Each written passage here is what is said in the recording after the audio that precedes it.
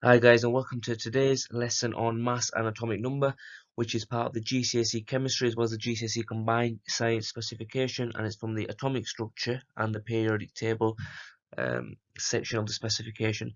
So today what we're going to be looking at is we're going to be looking at mass numbers and atomic numbers and learning how to calculate the number of protons, neutrons and electrons from an element using the mass and atomic number.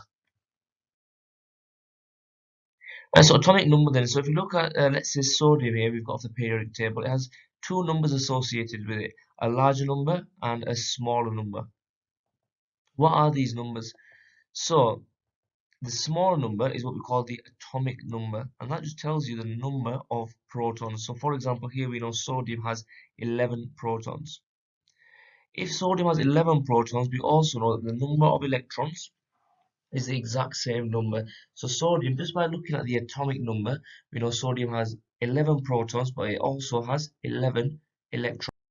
So we've looked at the atomic number, but what about the mass number, the larger number on top? So let's look at helium again. It has two protons because of its atomic number.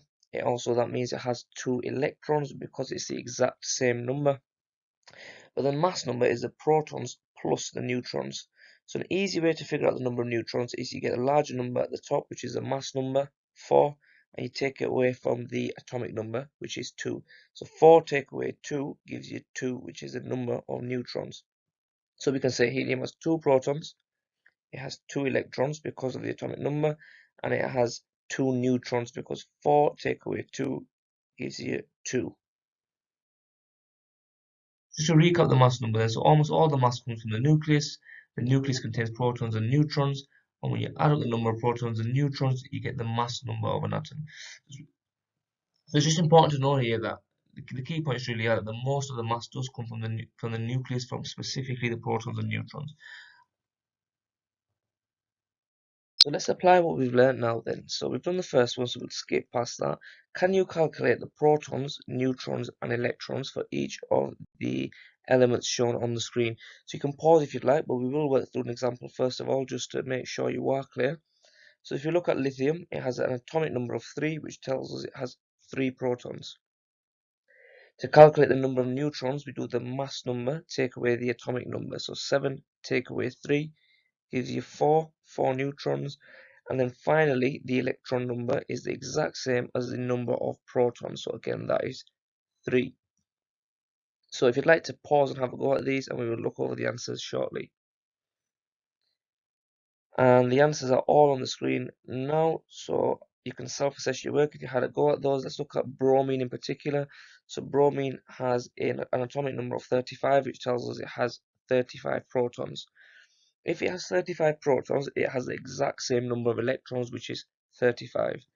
And to calculate the neutrons, we do the mass number, 80, take away the atomic number, 35. So 80 take away 35 gives us a neutron number of 45.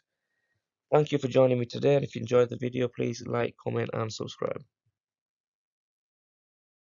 And just before I forget, there's an exam question to test your knowledge. So GCSE exam question, just to make sure you're fully aware of what you're doing. So if you'd like to pause and have a go at the questions. Right, so let's have a look at the answers. So it says the first question is the atomic number of an atom is the number of what? So the atomic number specifically is the number of protons. Now this is the same as the number of electrons. However, the atomic number specifically is defined as the number of protons.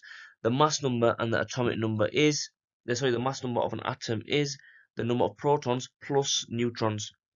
And finally, a little bit of a higher level question there. So explain why an atom has no overall charge. So use the relative electrical charges of the subatomic particles in your explanation. So we've said that the number of protons and electrons are the exact same. So a proton has a +1 charge or a positive charge, and an electron has a negative charge or a -1 charge. So if we have the same number of protons and electrons, the overall charge is neutral. So I'll put the mark scheme there. If you pay attention to part B in particular, so you'll get 2 marks, one for saying protons are positive and electrons are negative, and then saying there's the same number of protons and electrons, which make it overall a neutral charge.